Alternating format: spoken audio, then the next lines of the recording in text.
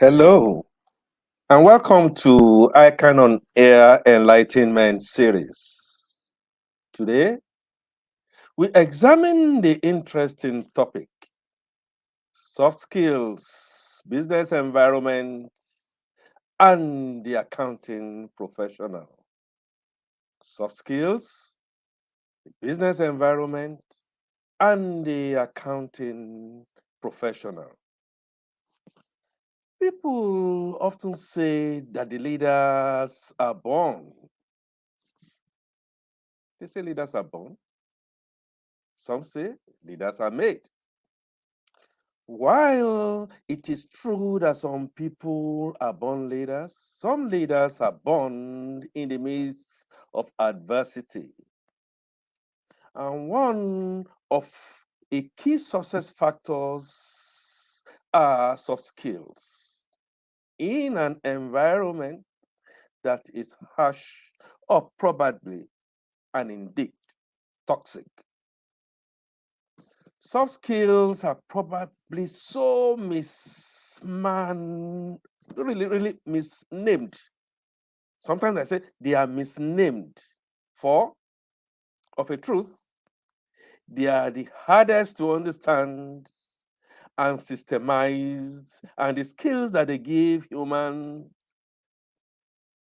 they are usually misunderstood, systemized, and their skills when you give humans an edge over robots.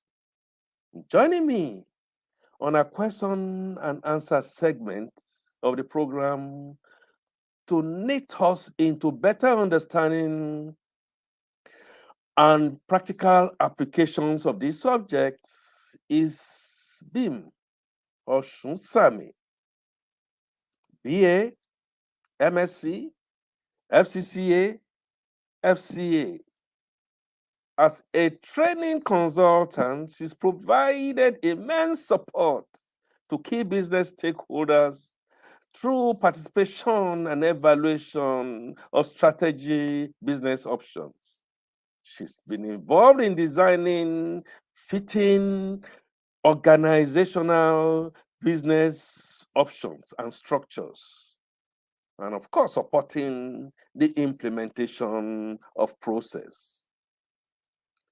BIMS OSUNSAMIN is a pioneering visionary for change and learning with a focus on helping individuals and organizations to craft the future they would like to see while enjoying the experience. A past UK district chairman of ICAN and a member of board of corporation of Barking and Deckenham. She lectures at the London South Bank University and is a course director in the School of Business there. More on our esteemed guests as we proceed on the program shortly. Also, we will be letting you into a peep of a window into the ICAN diary, a few advertisements. I tell you, it's going to be a jolly ride. Stay put, stay connected. We'll be back with you very shortly.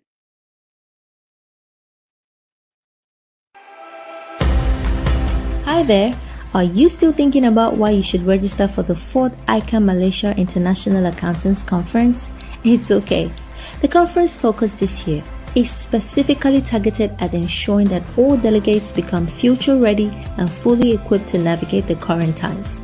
There are also a lot of insights and discoveries that await you at this year's conference. You also get the chance to experience both the personal and professional impact of the conference.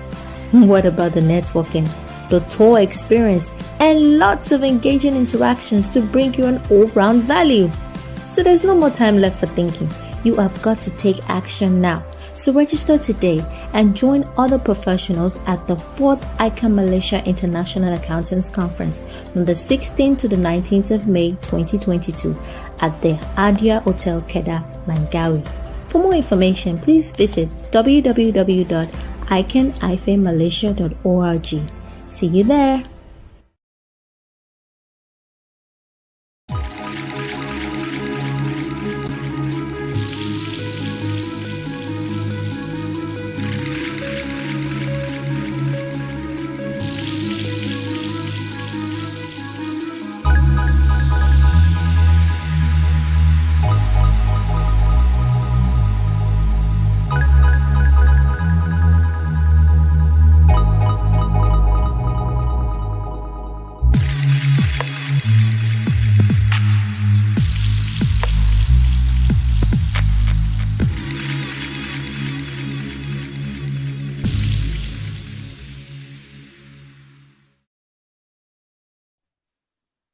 You're welcome back. And let me ask you to join me to welcome BIMS OSUNSAMIN to ICAN on Air. You're welcome. Good evening, Mr. Fatinke. It's great to be here. Thank you for having me. We just go straight. Now, we are being counters. We are professional accountants. And like all other professions all over the world, of course, we are in environments that are not necessarily the type that we started with. And so the environment has been changing very rapidly. To situate and give a framework to the discussions we are going to be having today on soft skills, the environment, and the professional accountant, I'd like you to kindly help us to give some bit of an insight into some of these changes that are happening around us and to ask you pointedly that do you think that hard skills are still necessary and sufficient to remain relevant in this emerging business environment? Hmm. Thank you for that opening. Yes, we are being counters, and it's an historic name for us, and I think it's gradually fading. In terms of the challenges that we face, they're quite diverse.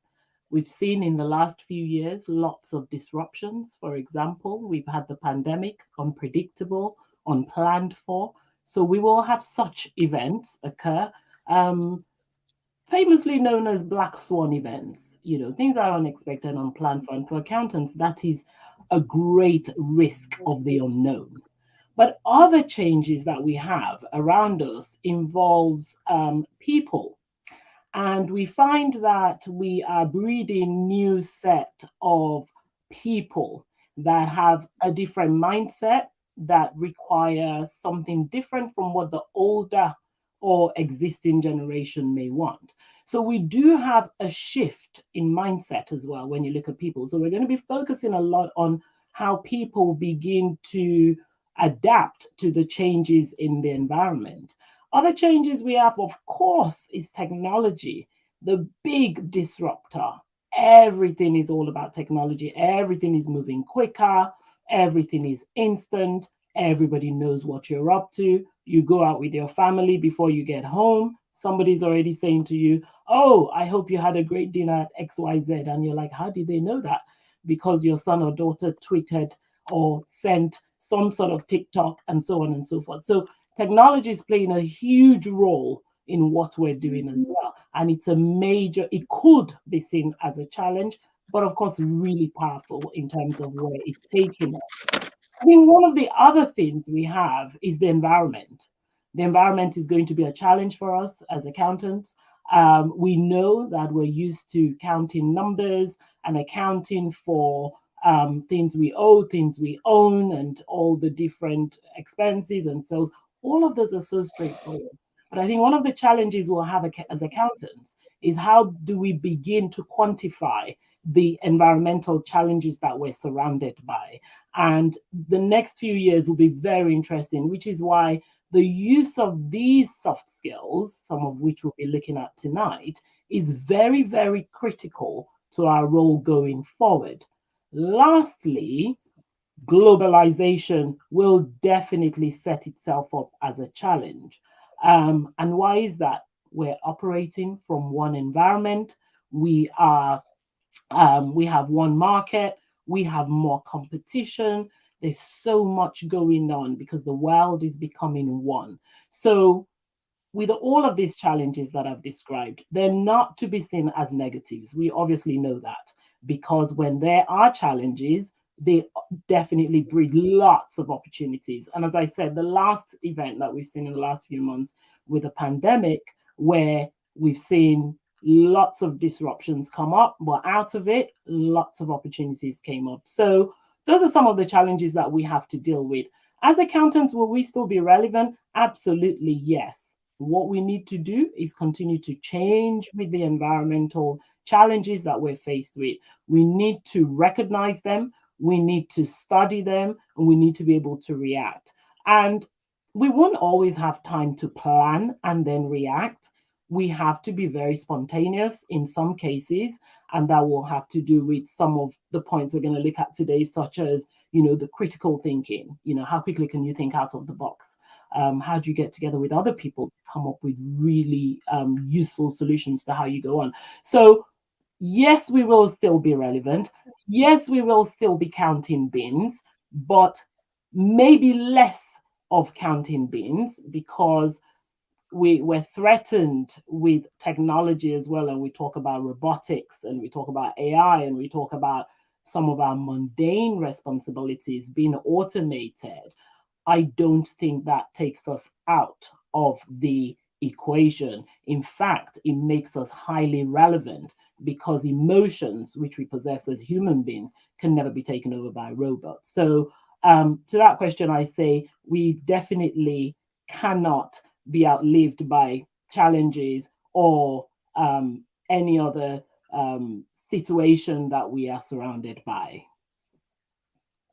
Beautiful framing to getting and delving into the subject matter. And so I like to ask you, BIMS, how will you define, or how will you explain, or how will you elucidate on what soft skills are?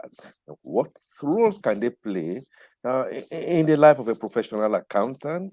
How useful, even if they are not necessarily accountants, how useful are soft skills to entrepreneurship?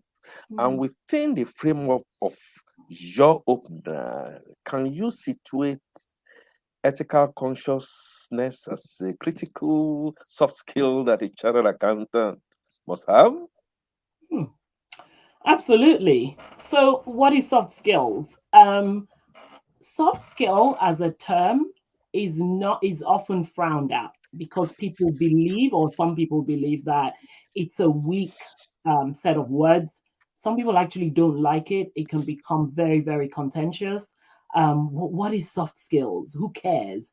Some will even go as far as saying a particular sex will favor soft skills than others. So what is soft skills? And it comes with other names. So yes, it's referred to as soft skills, but we can refer to it as employability skills. We can refer to it as transferable skills.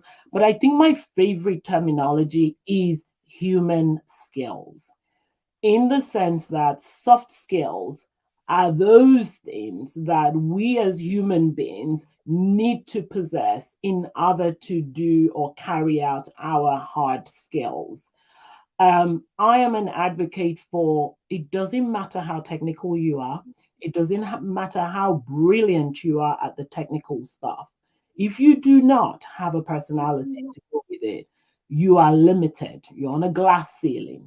And so soft skills are those human behaviors that allows you to understand what is going on around you, and how best to react to it.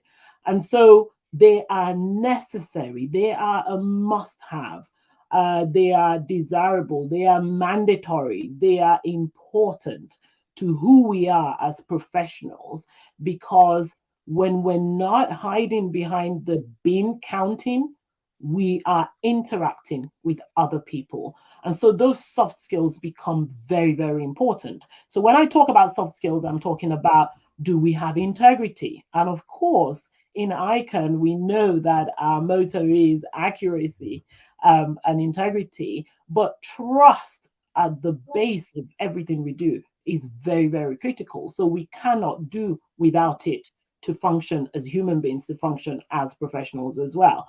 But when we talk about soft skills, or we talk about human skills as well, we talk about things like being creative, being adaptable to changes, collaborating with other people, having empathy, putting yourself in the shoes of others to know how best to deal with them. How well can you persuade? And then we get to the more technical terms of emotional intelligence. What is all that about? And so for some people, they see this terminology as a weak stance. However, if we refer to it as human skills, then it becomes more relatable because we know we have to be human beings at work. And so, to wrap up this, in terms of the usefulness to an entrepreneur is there to organize and develop a vision and lead whatever it is that they're doing.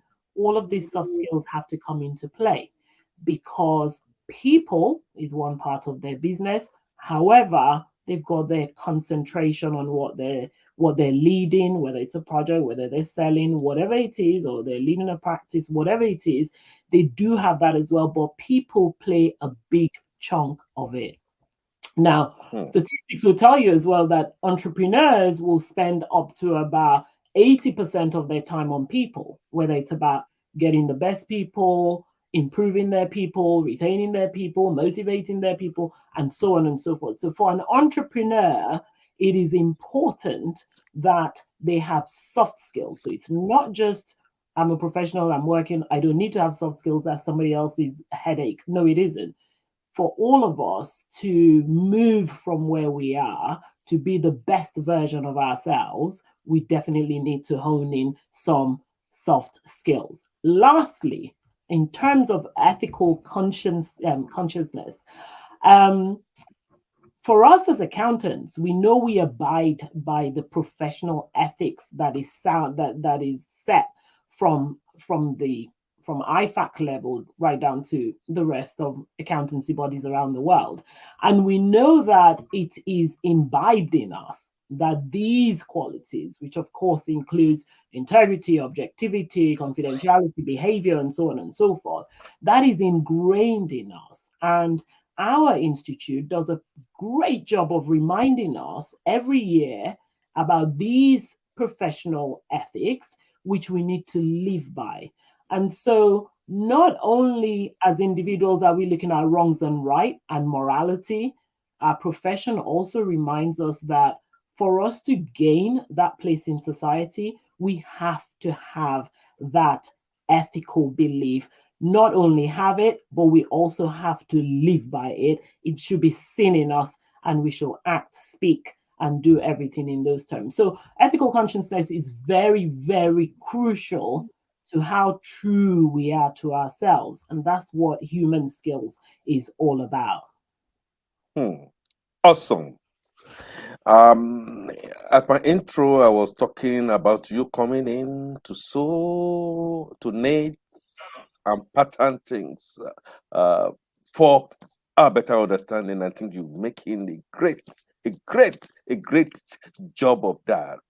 But BIMS, some analysts have said that professional accountancy organizations must take their bearing from the markets when they design their training and certification curricula for the products and the services that they sell to be highly sought after.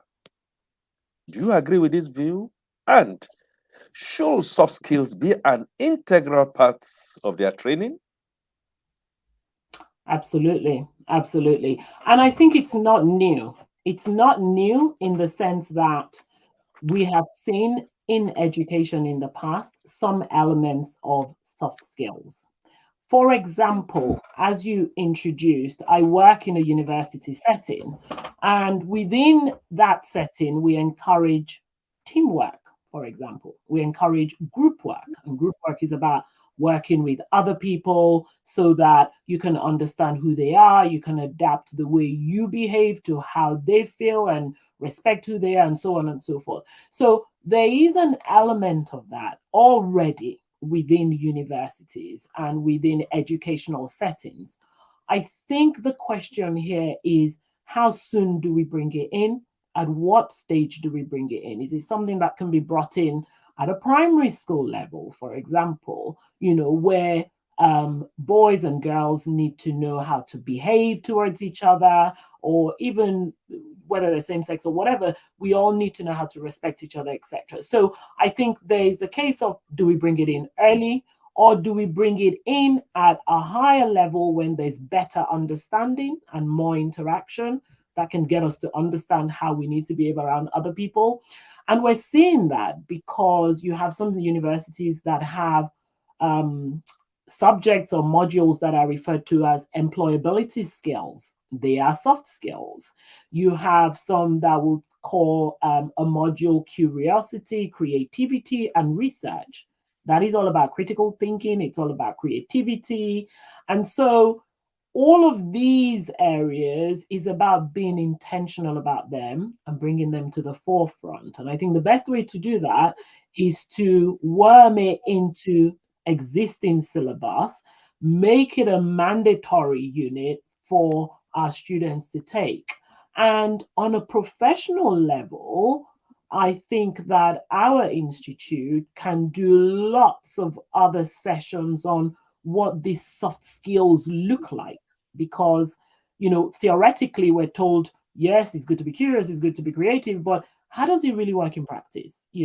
And so if that's about having a workshop in addition to students studying for their exam and trying to develop those professional ethics in us, because let's be honest, a lot of these soft skills are in our professional ethics, in all honesty. So, but we're just extending it a little bit more. So I honestly believe that it needs to be at the forefront of the syllabus that we offer to the upcoming generation, so that it can build resilience. It can make them to be more organized in the way they approach life generally. And lastly, what I would also say about that is passing your ICAN exam actually gets a lot of these skills out of you, because by committing to your exam, you're developing a discipline that demonstrates that you really want what is ahead of you. You develop the discipline of regular study. You might fail, but you stand up again and you're demonstrating perseverance. And all of those different things that we talk about when it comes to soft skills, they're already been developed unknown to several people. But these are very, very crucial to who we are, and it should be for our entire time in life, where we keep looking at all these different things and how we can make a difference in there. Just looking, BIMS. Maybe you are the Ichoku. The Ichoku is the interpreter, local interpreter. You seem to have echoed the comments made by Mr. President of the Federal Republic of Nigeria, President Muhammadu Buhari, when he received an audience of the 57th President, Mrs. Comfortului Tayo, MNI FCCA, very recently, when he alluded to what you just said just now, that our profession, specifically the ICAN profession, is a profession where you can fall, you can stand up, and then inbuilt in there is the discipline. And it was actually pleading and begging with us. And so, by their very nature and training, we know we professional accountants are required to interact. I like your opener when you said humanistic. It's not just the product. We have to continue to interact, just like Sigmund Freud would have put it. Now, what will be the interpersonal skills that you think we professional accountants need to sustain our business? What will be the role of communication? How do we build a winning team? And at the end of the day, what will be the role of corporate culture in all of this? Okay. So I guess Soft skills is bounced around quite a bit, and for me, there are some key terms when it comes to soft skills, and I want to focus more today on things like creative thinking, critical thinking, collaboration, and conflict management. Those four things are quite crucial to how we develop as individuals. And so when we talk about interpersonal skills, I want to submit that we're probably talking about the same thing, because those interpersonal skills are things like how well do we communicate? And when we talk about communication, we talk about are we good listeners? Do we speak clearly? So I'm going to talk about perhaps some of those key things you want in your communication. In communication, you have the 7 C's of communication, for example. So when you communicate, are you clear? Are you concise? Is what do you keep it short and simple? Do you kiss it? Are you concrete? Is your point or your message very solid? Is it correct? Is the fourth C. Is it logical? So is it coherent when you present it to other people? Do they understand it? Do they follow your logic? And is it complete in its delivery? And lastly, is it courteous? Is it friendly? Is it nice to read? Number one interpersonal skill that any accountant or any professional or individual should have is good communication. My dad used to tell me when I was young, he would say to me, it's not about using big English words, it's about communicating clearly so that when you speak, other people totally understand what you're talking about and what they need to get from it. So, communication is going to be my key number one interpersonal skills. The second thing I would look at is time management. Time management, especially when we come from our end, we refer to things like African timing. I think that is changing, and I want to believe that is changing. And I must commend ICAN on Air for this, because today we started 6 on the dot. There was no time wasting. And that is the change that we're beginning to see in our society. But I want to put this to those of us that are listening. Time management is not just about taking advantage of time. Time management, time is the most expensive thing you and I will ever have. Time is not replaceable. Time cannot be bought. Time once gone is forever gone. Therefore, you and I need to manage our time in such a way that places emphasis on the fact that time is not replaceable. Therefore, the crucial interpersonal skill will be for us to use our time wisely. I would also say this to you: when you're thinking of time management, if you had to pay somebody, if you had to pay every time you spend time with someone, would you spend time with that person?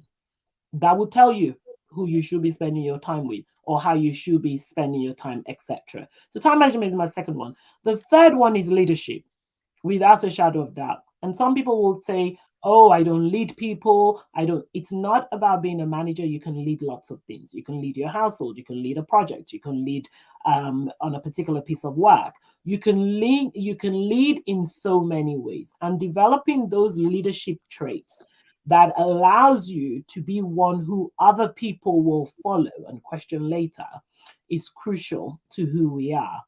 Um, People management obviously comes in with that leadership as well. How well can we manage our people? How well can we put across what our goals are and what we want them to do with it? And lastly, key interpersonal skill, supported by the saying of no man is an island, is collaboration, teamwork.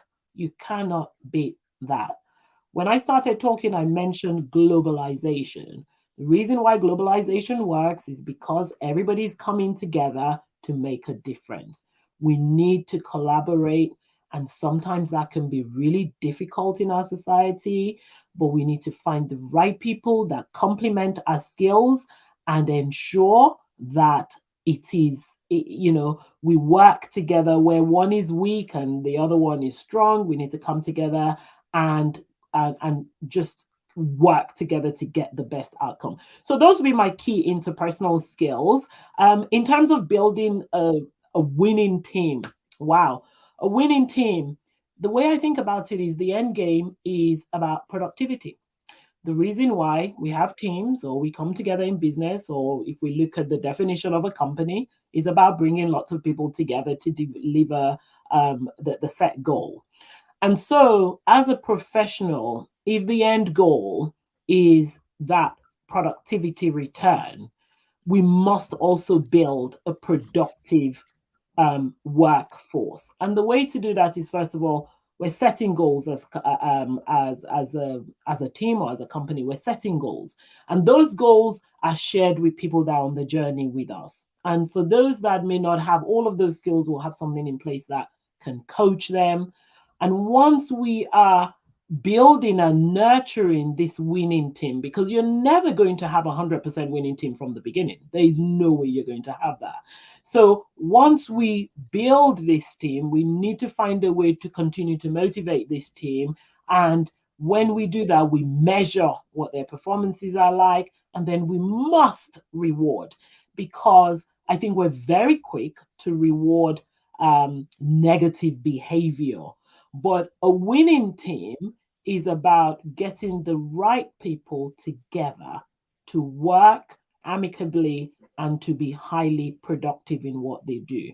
So, just for example, when you think about people that you work with, do you have people at work who all they do is criticize what is going on at work? And do you have other people that hardly ever say anything? They just get on with the job at hand. Hmm. Those that get up with the job at hand can be looked at and thought, those are the mumus of the office. However, those that are very outspoken and tend to criticize more will be the ones that are very toxic and can actually change the dynamic of a team. So, in creating a winning team, in as much as you want somebody that is vocal, you want more firefighters than those that police. And what I mean by that is, when there is an issue, is it us or is it I? Are we looking to blame, or are we looking to focus on resolving what the issue is? So, are we firefighters, or are we policing and trying to dish out blame? And I think that's really critical when you're building a team. And lastly, in terms of corporate culture, culture, my very best definition of culture is by Handy, which says culture is the way we do things around here in a company. And so, what is it? It's about beliefs, behaviors, and the attitude that allows employees and management to interact. And so, when we refer to soft skills, it's about, is our company, is our team an advocate for promoting soft skills? Is it a place that you feel safe and secure to practice the soft skills that you have brought in or you have been given to develop further within? So, if we get all of those things right, if we get the soft skills right, and we equip our organization where it becomes imbibed, where it becomes the culture, where it becomes the way we do things around here, what happens is that this is further encouraged and it's accepted rather than the opposite of being rejected. And if we have those positive vibes within our teams, within our culture, within our company, all it leads to is better energy, better productivity. People want to be there. They want to wake up in the morning and say, I'm looking forward to going to work today. I just totally get so much energy from work because of what the culture is all about. And that is why, lastly, that is why we saw during the pandemic, where there was lockdown, a lot of people suffered adversely because the company of people, the environment they were in the workplace, brought them so much joy because of a combination of some of these soft skills that we're discussing today. And those will be those key things. So culture needs to be right to accept the soft skills so that it can lead us to that end productivity. Awesome. Awesome. And I can see that Mr. Olusoji Shosanolu, in the course of you giving your elaborate explanations, came up to ask how we can effectively manage our soft skills as chartered accountants to add more value. I know you already picked a lot of this, and I'm sure Mr. Olusoji Shosanolu is taking cue from that. BIMS, we often hear the phrase think outside the box. In other words, be creative, question the status quo, and be solution driven. What do you advise professional accountants to do, not only to imbibe these attributes of leveraging, thinking outside the box, shifting paradigm to enhance their leading edge and network? Hmm. Mm. Thinking outside the box. I love our profession because we were trained to think outside the box. And why do I say that? Thinking outside the box is always about problem solving. Sometimes people see it as you've got to be a genius to think outside the box. I beg to differ. Thinking outside the box is number one, being open minded. So I describe it as rewire your brain. And what I mean by that is in a situation, are you able to do something differently? Are you able to make suggestions about things that has never been done before? Are you able to collaborate with other people and come up with a solution that is different from what has always been done?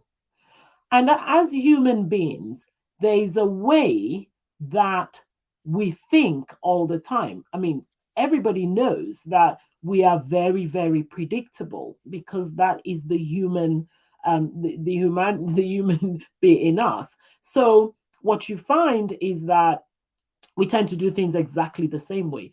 Thinking outside the box is about how can we do that differently so we can collaborate with other people, we can solve problems.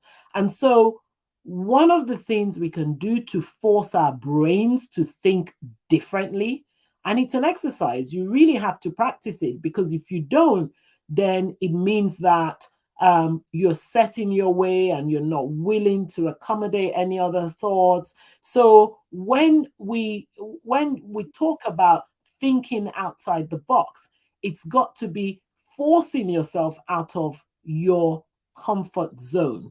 And so some of the things we can practice is we can practice doing new things. Maybe you wouldn't normally do something. Why not try it out? So maybe you wouldn't normally post on a public chat or whatever. And maybe that's because you feel someone's going to criticize what you say, you're not going to type right, you have spelling mistakes, whatever it is. If you want to get better at doing that, you have to get out of the box to think. And so you make your mistakes, but you come back. At the end of the day, you're building something that is going to make you better. One of the other things I advise people to do as well is thinking outside the box and doing something different. Ask your child for their advice. It's amazing. The way they think is completely wired from how you and I think. And with children as well, they're still innocent until they're corrupted by the world. So sometimes when you think about it, your children will give you the purest of answers, and you'll be like, "Ooh, I didn't think of it that way." So it's about being open-mindedness. I'm going to throw this in while I can. Learn about another religion, for example. It will open your eyes to how that religion is the way it is, and hopefully give you some ideas on some of the things you can take on. So when we talk about thinking outside the box, it is crucial for creativity. And we are already creative as accountants because we take the economical activities of an organization and we make a story out of it. That is very, very creative, and that's very powerful. And that's why we're very instrumental to organizations that we work for. So that would be my submission on thinking outside the box. It's encouraged. And one thing I'm just going to add in there as well is curiosity. Okay. If we're thinking outside the box, I think a good partner of that is curiosity. We should ask more questions. For me, growing up, it used to almost be like one way conversation. You do not speak until you're spoken to. And so and maybe some other people, maybe I had a different childhood, I don't know, but grew up with not asking questions because we were not encouraged to ask questions. But the more questions we ask, the more we're going to learn, the more mistakes we're going to get over. So when we go into those meetings, let's ask questions that are constructive, that is going to help the meeting, that is going to help us learn. Let's ask questions when we're unsure. You only look stupid for a minute. Even if you do, you're probably asking a question someone else wants to ask.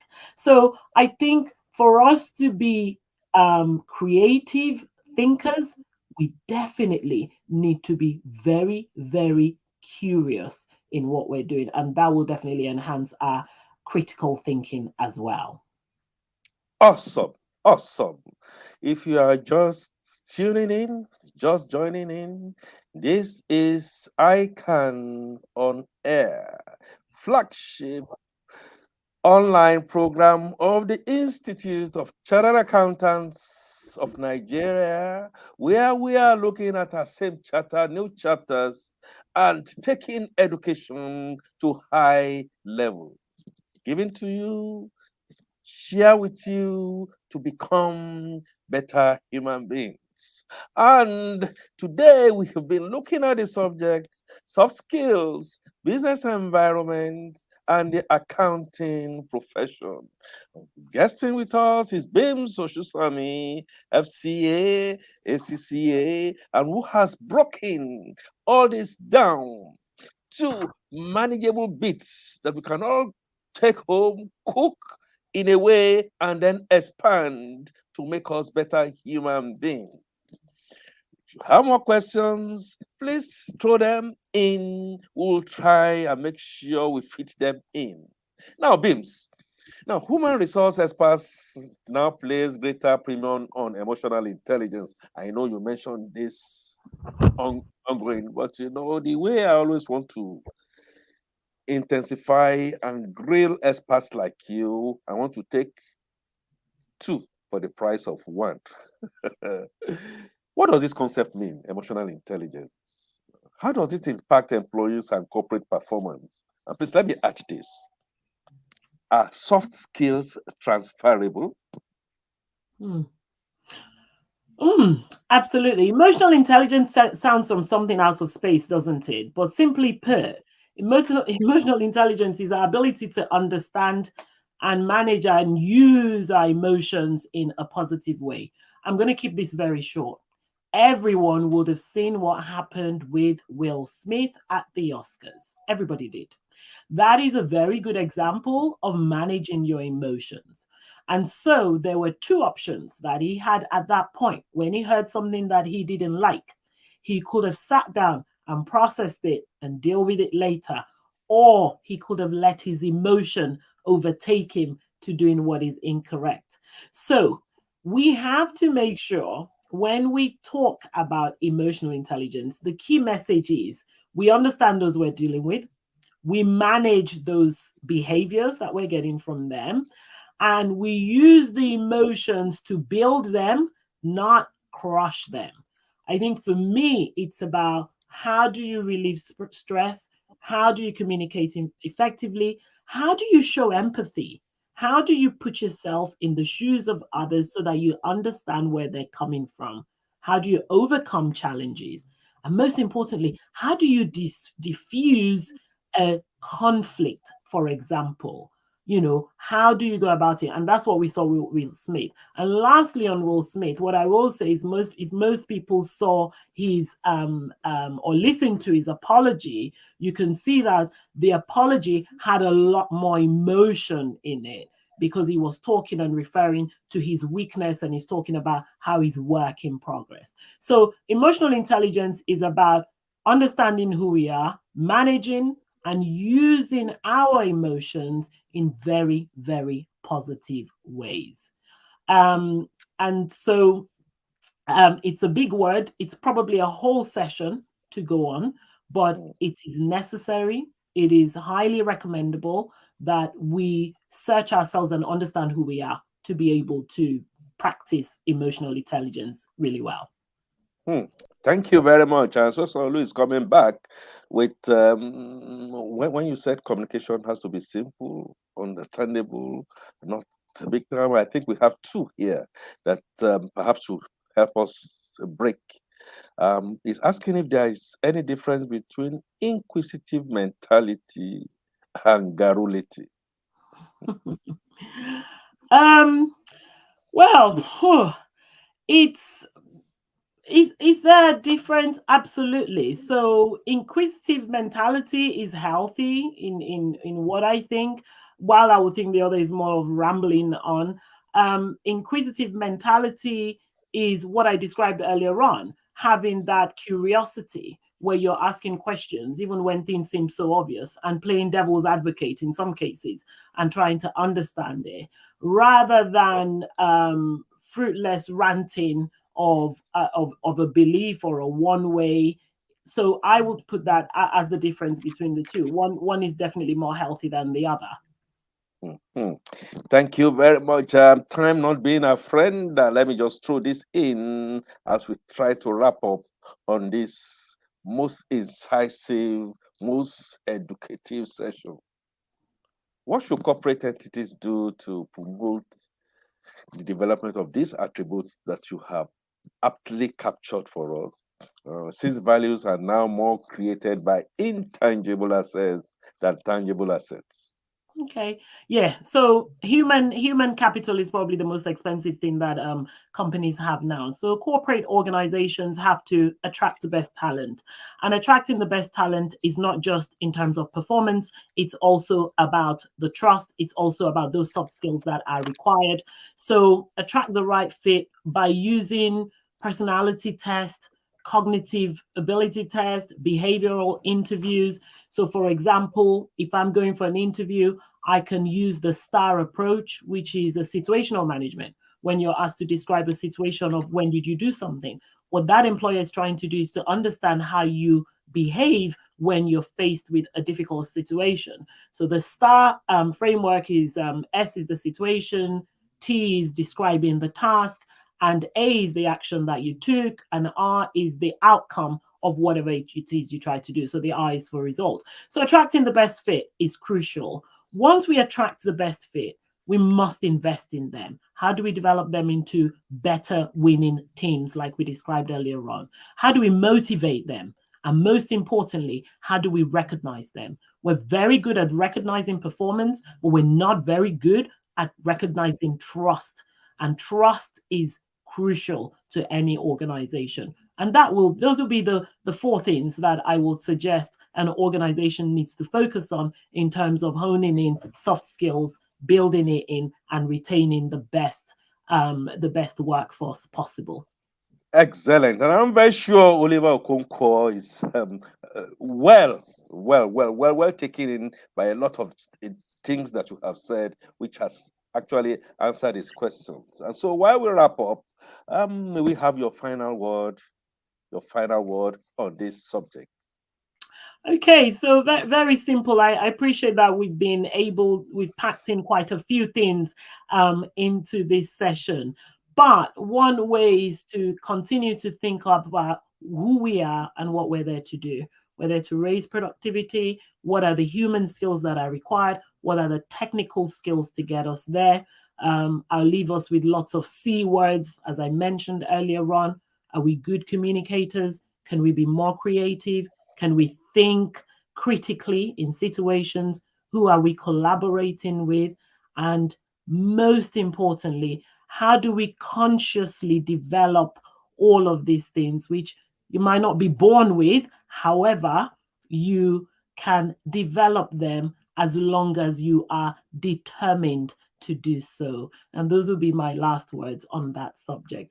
But before we go, please permit me, Mr. Fatinke, I would like to just appreciate ICAN on Air for this opportunity, this initiative, birthed by the great visionary Mrs. Comfort Oluweyitayo, our 57th president, has been a blessing to so many people. And especially for those of us that are even not in the air, that cannot physically attend, we have had the opportunity to contribute, to interact, to gain from these fantastic sessions that have been well crafted by the team.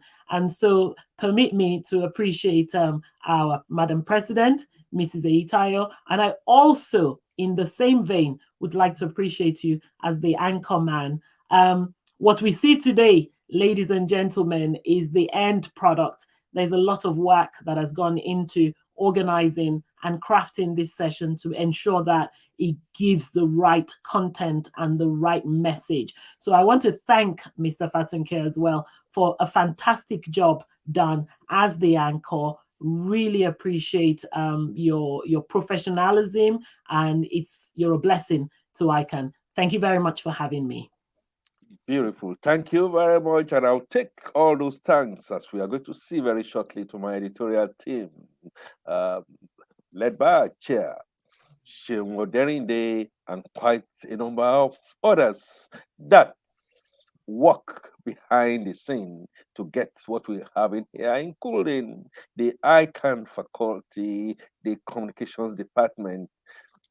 All big thanks to you. Just quick announcement, especially for our students, and please help pass this on to those who may not be here, that the ICAN May 2022 professional exams is now to hold between May 10 and May 12, 2022. It was earlier scheduled to hold Tuesday, May 17 through Thursday, May 19, 2022. And so it's going to now hold between the 10th of May and the 12th of May, 2022. All because of unforeseen circumstances, inconveniences are highly regretted. Also, to let you know that the 69th induction ceremony now holds in May 24th and May 25th, 2022. It was earlier scheduled to hold on Tuesday,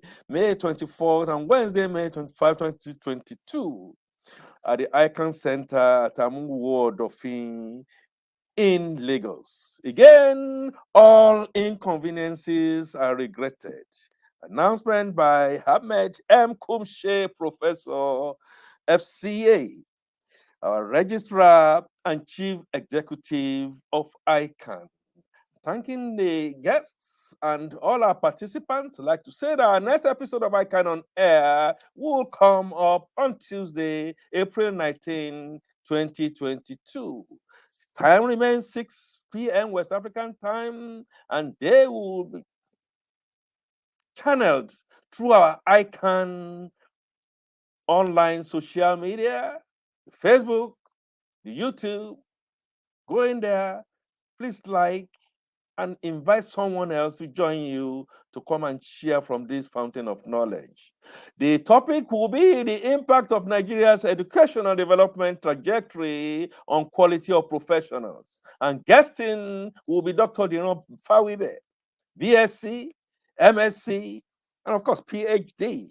Dr. Fawibe has been a member of government delegations to various international conferences and trade missions to non-OPEC countries, North-South dialogue between aid development and developed countries, as well as 16 developing countries, as well as being in the consultative meetings in practically all 12 member countries within the Nigerian ministers at various times. The member of the National Committee on Energy, Master Plan, and a member of the Subcommittee on Oil and Gas and Conventional Energy. I do not want you to miss it. Mark your diaries, like the ICAN Facebook, and YouTube so that you can be reminded. And let me now leave you with our nugget for today. 85% of one's success at workplace is attributed to soft skills and only 15% to technical skills. End of quote. That is attributable to the Harvard study. And so I say the sun sets on an ICAN on air here to rise again on Tuesday, April 19, 2022, as announced. Be the change you like to see. And until then, I remain Akin Fatunke, your anchor, ICAN on air. Bye for now.